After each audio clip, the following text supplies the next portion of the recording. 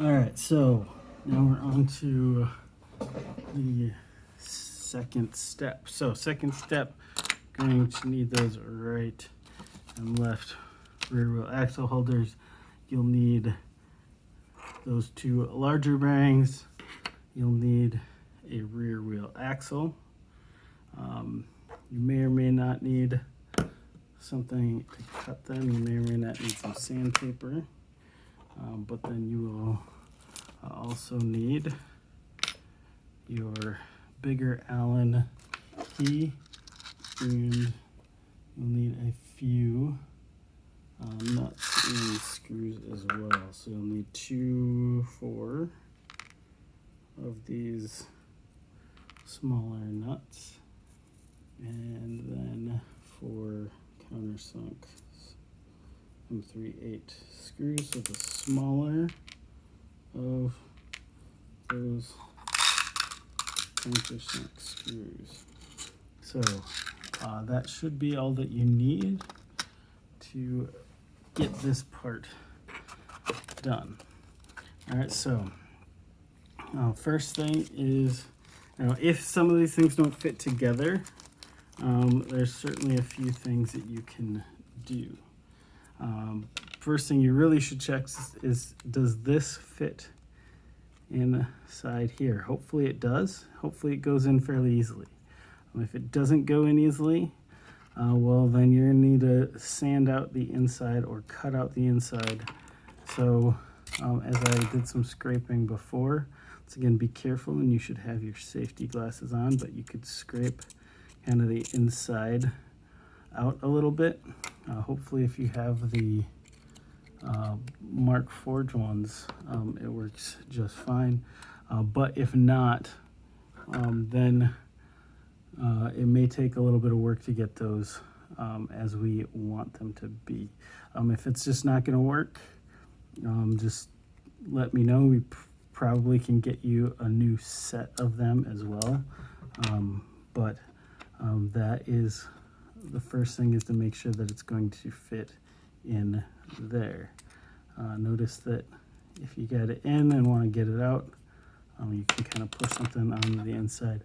I mean, it should be tight, but not super tight. The other thing is this should fit on your rear wheel axle. So if this isn't going to go on all the way, so I notice here that I could probably force that on, but maybe not.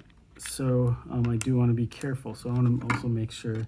So maybe that actually would be the better one to check first. So if that's not going to work at all, that is definitely something that we want to make sure works. So make sure it's going to fit over that rear wheel axle. So if it doesn't, that's something that we're also going to work on. So in fact, that's what I'm going to do first.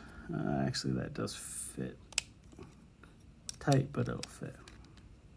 All right, here. Yeah, so again, that's probably going to fit, but a little bit tighter than I want. So what you can do is, if you have some of those files that I talked about before, in fact, even bigger files, small files aren't quite as necessary, but now I probably would use a flatter one. Some of these are a little more rounded. So notice here, this one is a little more rounded. Now I could use it, but it's not going to be quite as helpful. Whereas this is a little bit flatter, and that I'm going to want to use as I go around. So make sure I know which. That one went on well. It must be this other side. It did also go on. Okay, so probably don't need to, but you certainly can take this. Be careful, make sure that you're not going to hit your hand, but you certainly can do some sanding around here with your file. It'll need a little bit of pressure.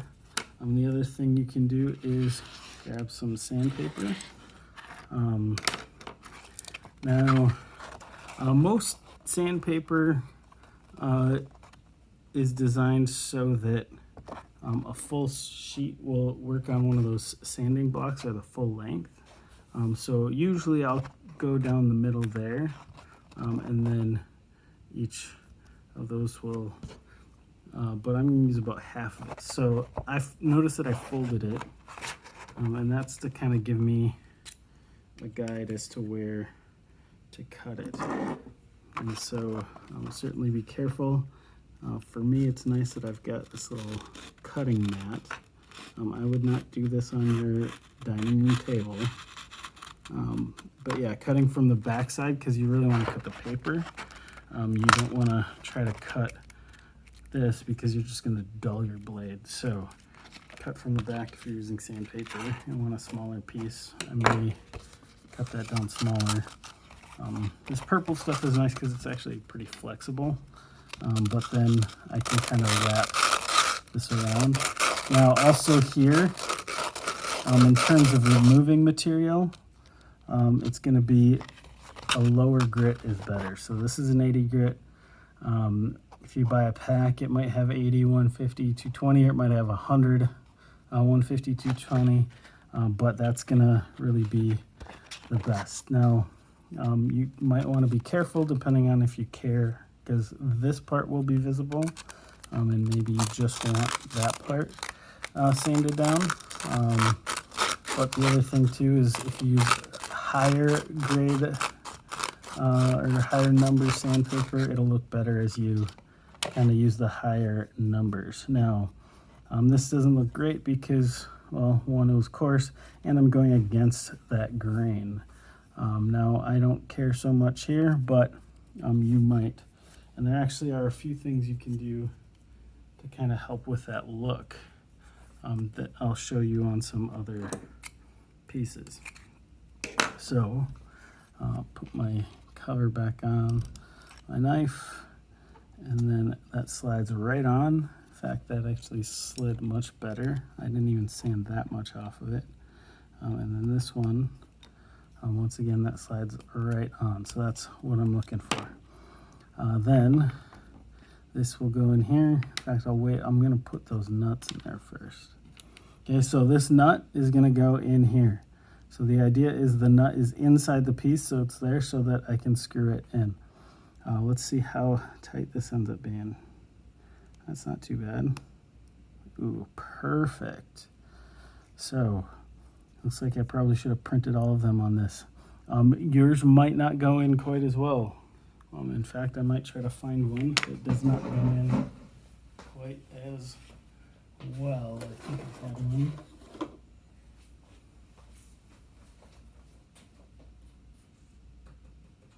Apparently not quite as easily accessible as I hoped. So, but I'll talk about the strategies. Now notice when that went in, okay? It should always go in like this. If I try to put it in like this, it's not going to work because it's longer. It's designed to go in like this. So these two sides here should be perpendicular to the side. Now, if you started to get it in and it didn't go and turned,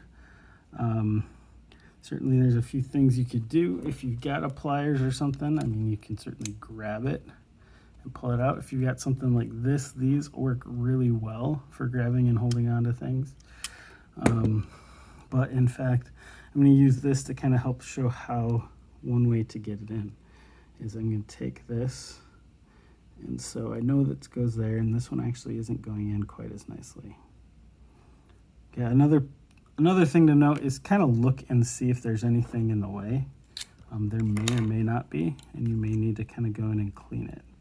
So you may need to grab a tweezers even to kind of pull extra material out.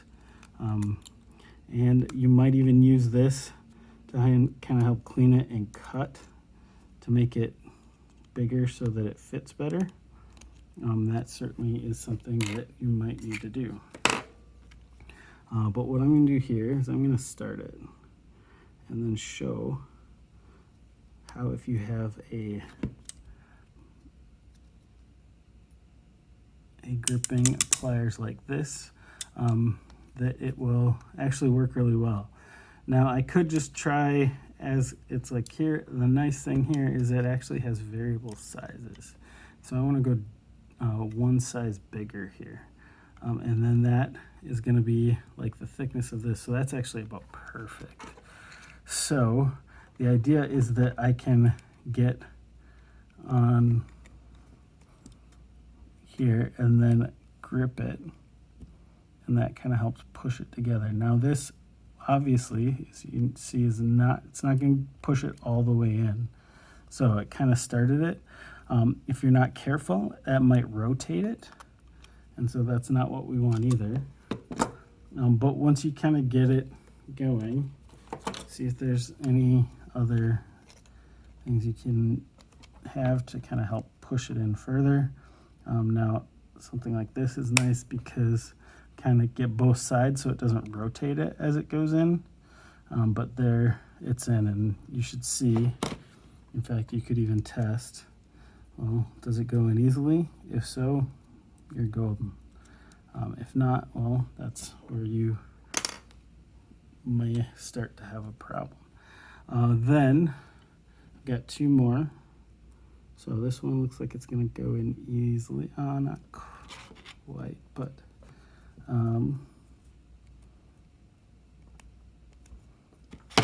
note to self, use this printer for all of these next year. I think that is working the best so far, although that's still.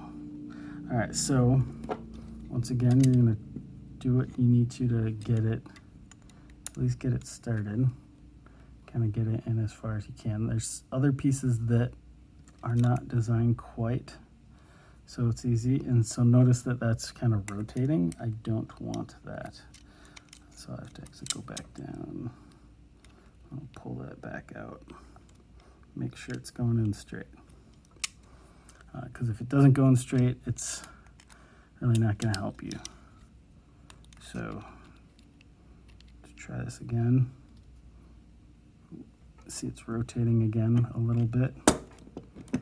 In fact, maybe let's try to rotate it back.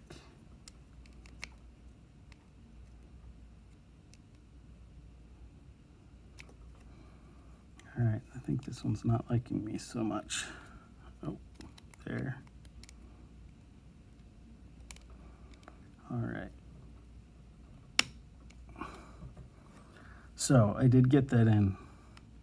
All right, so one other thing that you can do, but you do have to be really, really careful. And mine is not actually turned on right now.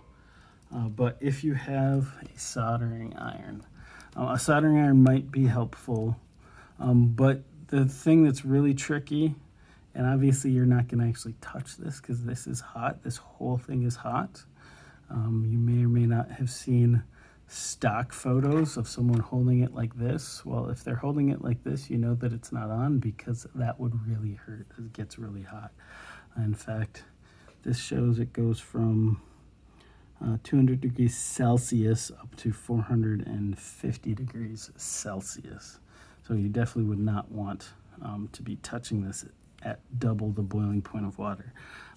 But as you use this, one thing that can be helpful, but you have to be careful. I would, even if I could like make this stationary or clamp it to something, get it so it's not going to move, that would actually be my preference. But and you also have to be careful, because if you're using this and pushing a little bit, then you might slip. So once again, just be really careful.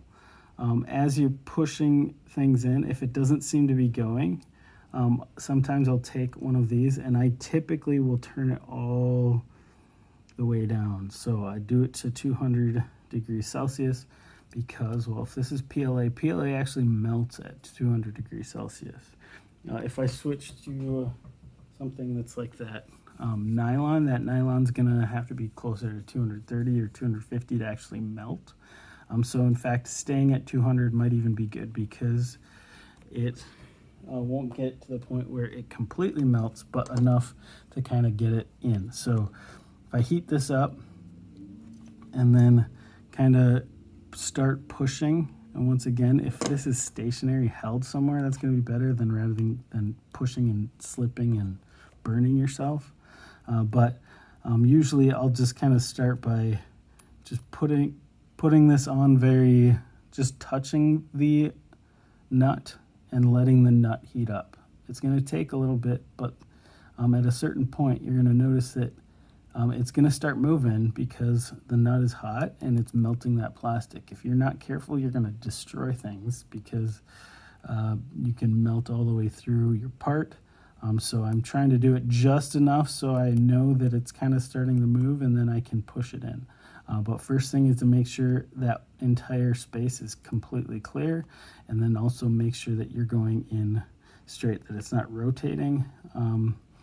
And the other thing is sometimes this rotates like in the wrong, so not even this way, but sometimes it's going to rotate, like say if I'm going here, it's going to rotate like this if I'm not super careful. So another thing is if you get in sort of close and can get one of these in. Now usually if you can get one of these in, you're fine. But if I can get kind of close, at least enough to get one of these in. In fact, that's a great thing to test, make sure that it goes in. And then sometimes I'll reheat it, but I'll hold this and then kind of allow this to help me position it correctly. Because if it's at an angle, it's not the end of the world, but you don't want it at too big of an angle. So I want to test all of these and make sure they all screw in. That's just a good practice because sometimes the hole in the plastic isn't quite big enough, and so you'll kind of have to thread that anyway. So it's easier to thread it here than to thread it as you're putting it together. All right.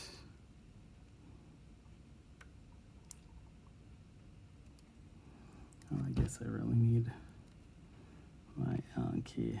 And note that on your Allen key, you can do either end. So there we go. And that'll a lot of times help straighten out that nut too if it's not quite where it needs to go. Okay. Then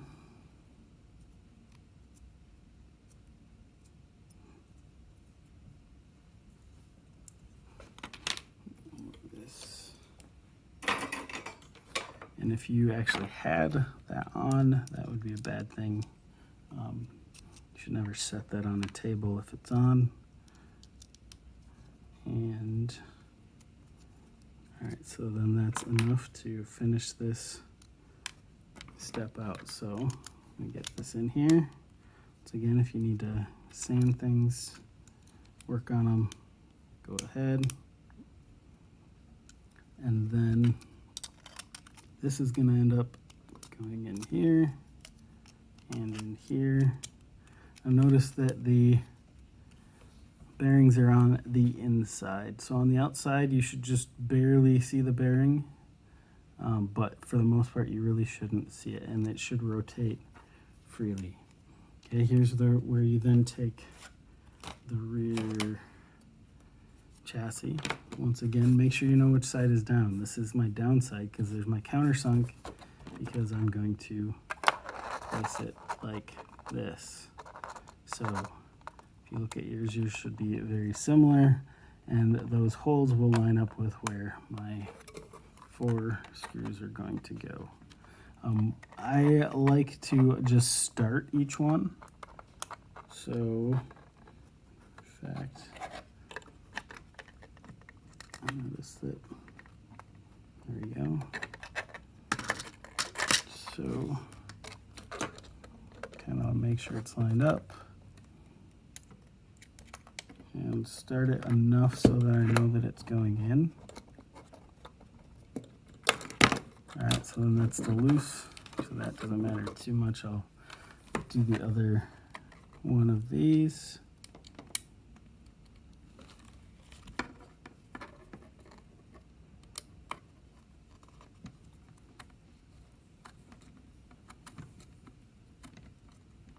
Actually, I'm not going to tighten it all the way.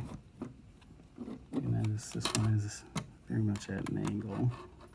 I don't know if I didn't get it going straight to begin with. Yep, that looks better. So notice I haven't screwed those all the way in.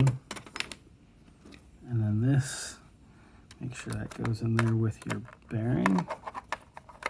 You may have to push it together a little bit. If your bearings didn't go all the way in, then that's not going to quite line up. But also, if you're having issues, that's where keeping these loose will help you line things up a little better.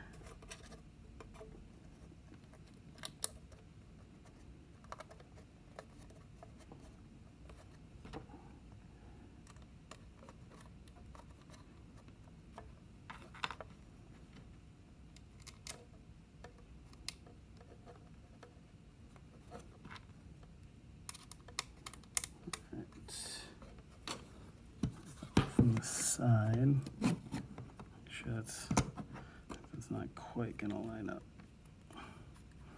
So it might actually be in my best interest to actually take this back off and then make sure those bearings are going to go in as far as they need to. But this will be good enough for now.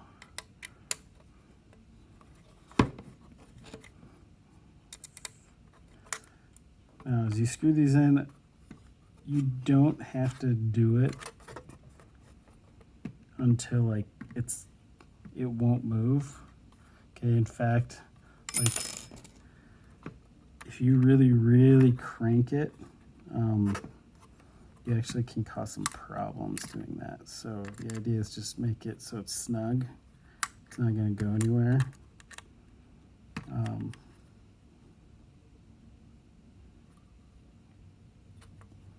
And then you should be good. So keep going with this. Boom. There we go.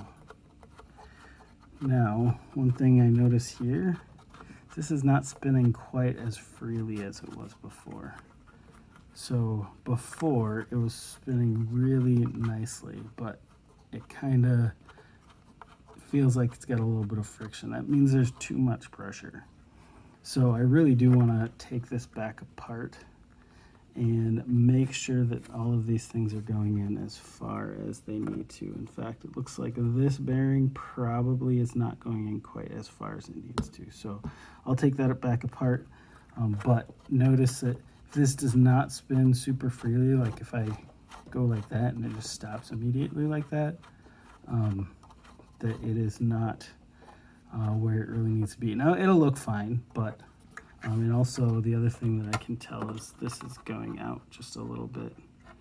These are both, so I'm going to want to redo that. So there is step 2.